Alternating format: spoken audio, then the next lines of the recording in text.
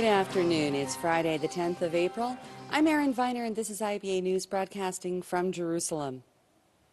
We open with the Syrian civil war, and Palestinian leadership in Ramallah is rejecting reports of a joint military operation between the Palestinian militia and the besieged Yarmouk refugee camp with regime forces of Syrian President Bashar al-Assad to expel the Islamic State.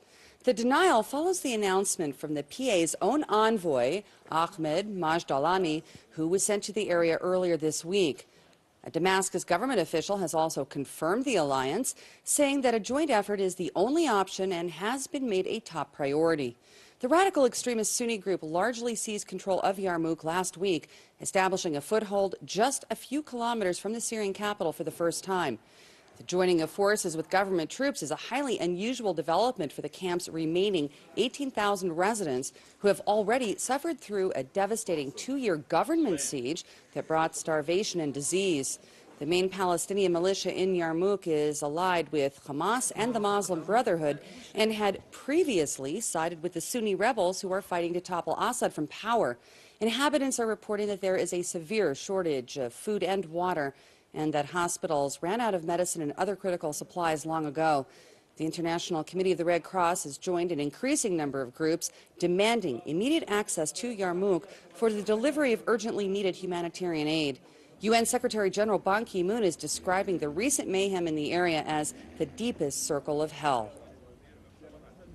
After more than 2 years of merciless siege, 18,000 Palestinian refugees and Syrians are now being held hostage by Daesh and other extremist militants.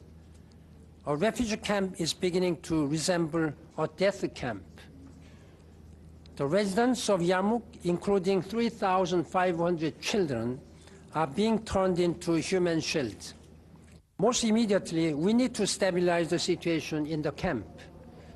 I joined the Security Council in demanding an end to hostilities, access to provide humanitarian assistance, and safe passage for civilians who wish to escape safely. I call on all member states with influence on the government and all parties on the ground to take all steps necessary to send a clear message. Civilians must be spared. Civilians must be protected at all times. The epic humanitarian catastrophe in Yarmouk represents an epic test of the international community's resolve. Surely, we can all agree that what is unfolding in Yarmouk is unacceptable. Surely, we can all act to end the suffering. Surely, we can all refuse to tolerate the intolerable. It is time for concerted action to save lives and restore a measure of humanity. We simply cannot stand by and watch a massacre unfold. The people of Yarmouk must not be abandoned.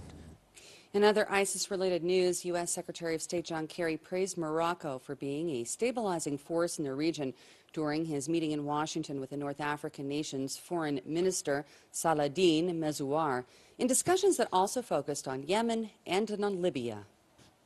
Since that coalition came together, it is a fact that Daesh has been pushed back significantly. And the result of that is that it is becoming increasingly dependent on its ability to be able to attract foreign fighters. And that means that we have to redouble our own efforts to persuade and, if necessary, prevent young people from making the fatal mistake of signing up. And Morocco is a leader in our efforts to do that.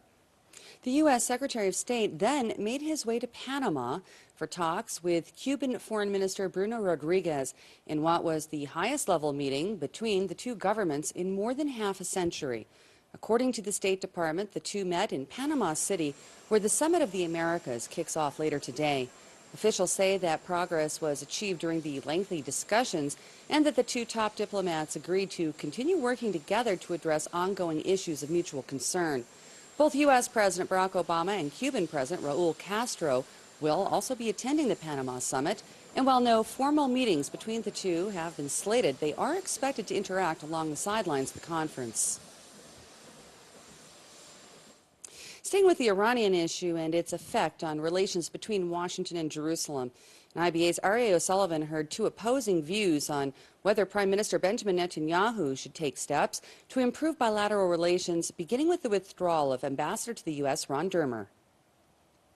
The administration uses the term war, and people are thinking that probably it's something like a war on Iraq or a war on Afghanistan. That's not the case.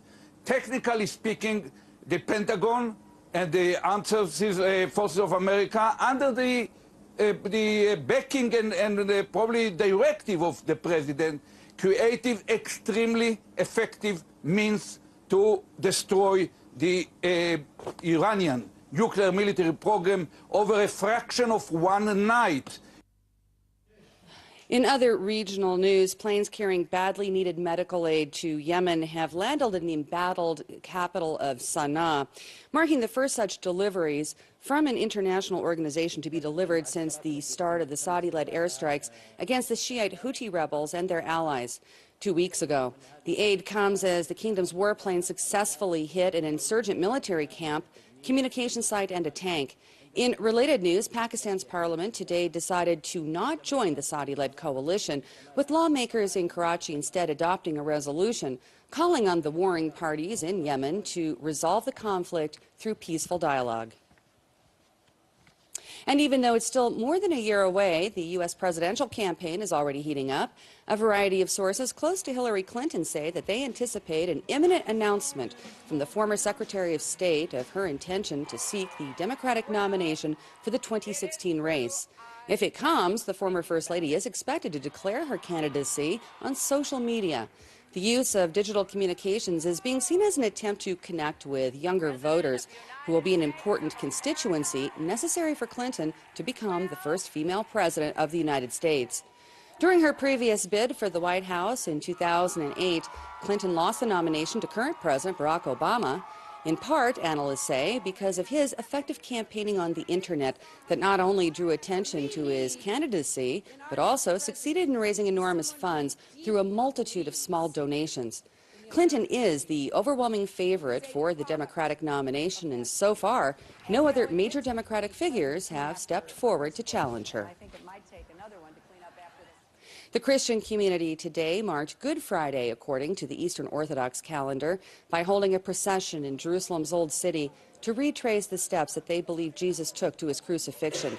As they carried wooden crosses, the worshippers sang hymns along the route of the Via Dolorosa, which begins at a local convent leading to the Church of the Holy Sepulchre, where they believe that Jesus was crucified, buried, and resurrected 3 days later.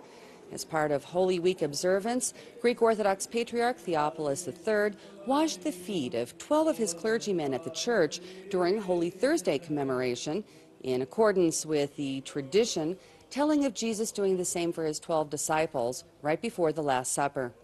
The Christian community in the Western world celebrated the holiday a week ago. Thousands of pilgrims from around the world today expressed joy at commemorating Easter events in the Holy Land.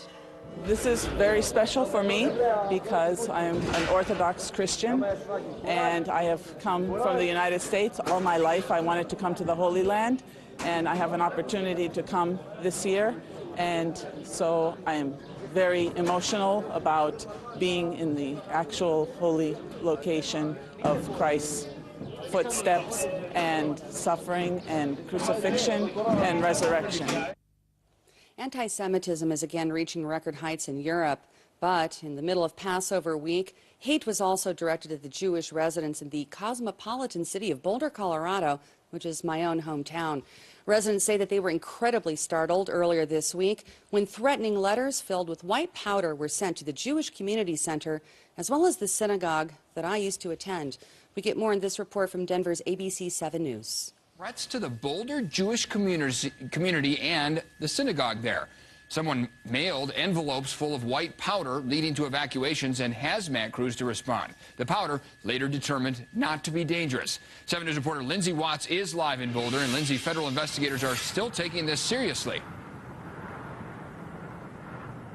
Eric, we now know that it was only cornstarch that was mailed here to the Boulder Jewish Community Center, but investigators tell me whoever did this could still be facing federal charges. In addition to that cornstarch, there was also a note saying something along the lines of, "You have enemies." We want to give you a look now at the scene here earlier this morning when this was discovered. Everyone had to evacuate, including some preschoolers. The two people who handled the letter were put in quarantine for a little while. Right after we found out that the powder in that letter was not dangerous, a similar envelope was opened at a Boulder synagogue, Har Hashem. Investigators have not said if there was also a note in that envelope or if the substance was cornstarch. We just know it wasn't anything dangerous. They're obviously thinking the two letters are connected, sent by the same person or people. The rabbi at the synagogue says he will not let this interrupt the celebration of Passover. If anything, it's a reminder to us that our people has survived experiences far worse than envelopes with unusual substances in them. Unfortunately, this community center is no stranger to threats. Last year, it was vandalized by anti-Semitic graffiti, and the sheriff's office says no one was ever caught for that. Live in Boulder, Lindsay Watt, 7 News. It's vital that American and Israeli Jews learn more about each other. This, according to social researcher and journalist Yossi Klein-Alevi, who also told IBA's Ari O'Sullivan that even staunchly secular Israelis are intensely Jewish, but should be more aware of changes occurring in Judaism originating in America. I think that there's a mutual ignorance between the two most important Jewish communities in the world, and this is a tragedy, and it might be an historic tragedy if we don't start addressing it. Increasingly, the Jewish future is going to be dependent on Israel and American Jewry. Europe is becoming, large parts of Europe are becoming toxic for Jews. The notion of a world diaspora is really shrinking to a few vital places, and the center will be North America. And Israelis and North American Jews know almost nothing about each other's cultural, religious lives. We have stereotypical images of each other. Now, in recent decades, non-Orthodox denominations in North America have been creating new forms of Judaism, bringing feminism into Judaism, for example. These are developments that we here need to be paying closer attention to. And what we're creating in Israel is a Jewish culture that is so profound and so lacking with the self-consciousness of a minority that we ourselves aren't aware of how Jewish we are. Secular Israelis, anti-Jewish secular Israelis, are intensely Jewish. And this is something that, but it comes to osmosis. It comes through simply living according to the Jewish calendar, speaking Hebrew, living your life in the rhythm of Shabbat. I mean, we are so profoundly Jewish. We need to make the implicit explicit. That's the move that we have to do in this country. And the second move that we have to make is exactly what you were just saying, Aryeh, which is American Jews and Israeli Jews need to start paying much closer attention to how each part of us lives our Jewishness. We're now able to bring you RAA's interview about relations between Jerusalem and Washington, including the suggestion that the Israeli ambassador to the U.S., Ron Dermer, should be withdrawn. I'd call back my ambassador, Ron Dermer, who has not done what the Israeli population is basically paying him to do, which is smooth over relations rather than make trouble. I would reach out to Democrats, and I would reach out to the White House every way I could to say, look, I was democratically elected. President Obama, you were democratically elected. We're here for the next 2-3 years. How do we work together for the good of the United States, for the good of Israel, for the good of the Western world? And that has to happen on the Israeli side. Do you envision a sort of a minister or someone in charge of U.S.-Israel relations? Well, the person in charge of U.S.-Israel relations, first of all, is the Prime Minister. Second of all, should be an effective foreign minister, which we haven't had in, a good couple of years. And third is the ambassador. And we've got problems on each level.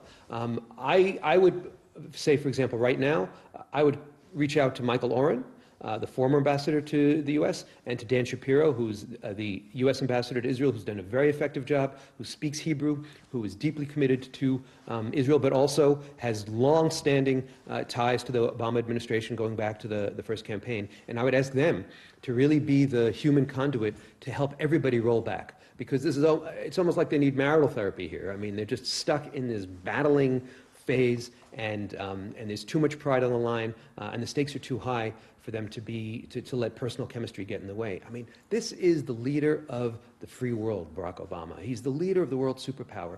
To get into a contest about pique and revenge and punishment and all the words that are coming out of the White House is an insult to the American people, as well as an insult to Israel and harmful for the world. I think that Ambassador Dermer is one of the best ambassadors ever to Washington.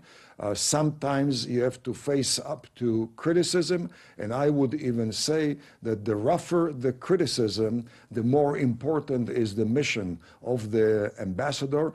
Obviously, when President Obama follows a policy which considers the Palestinian issue to be a core cause of Middle Eastern turbulence, it is the duty of the Israeli ambassador to expose and refute that contention, because anybody who has followed the Middle East turbulence of the last 5 years knows that the Palestinian issue has absolutely no role in Middle East instability. When the American president considers the Palestinian issue to be the crown jewel of Arab policymakers, it is again the duty of the Israeli ambassador to set the record straight. Police today resumed their search for a missing 21-year-old who is believed to have been injured in a boating accident on the Sea of Galilee on Wednesday. The Tiberias resident apparently sustained a head wound after the jet ski that he was sailing with his brother collided with a motorboat carrying their friends. Officials suspect that the young man may have been misbehaving when the accident occurred. Hundreds of volunteers have joined in the rescue efforts, including a police helicopter, border police, divers, and family members. 1,000 people from all over the country took part in a march along the Israel National Trail over the Passover holiday in memory of the fatalities of all the wars here in the country, including those who were killed in the 1997 helicopter disaster that claimed the lives of 73 IDF soldiers. In a bid to encourage peaceful coexistence, Druze, Jewish, and Muslim hikers followed the transnational path side by side from Eilat in the south all the way to the north. As they walked together, the participants from every political and ethnic sector spoke and shared stories with one another. They were greeted with a special show upon their arrival at the youth village in Kfar Kaduri that highlighted friendly relations between the many different sectors and religious communities who live here in the country. Several of those who attended the event expressed their shared belief that a walk down the Israel Trail together symbolizes a walk toward peace.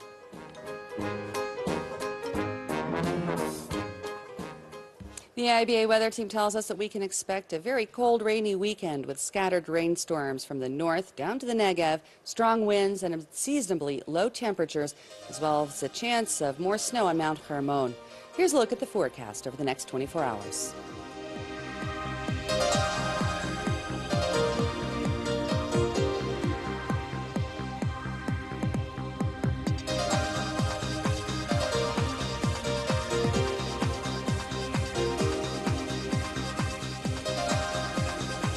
Thank you for being with us this afternoon. We hope you'll join us again tomorrow, and I'll be back to bring you the latest breaking news from Israel.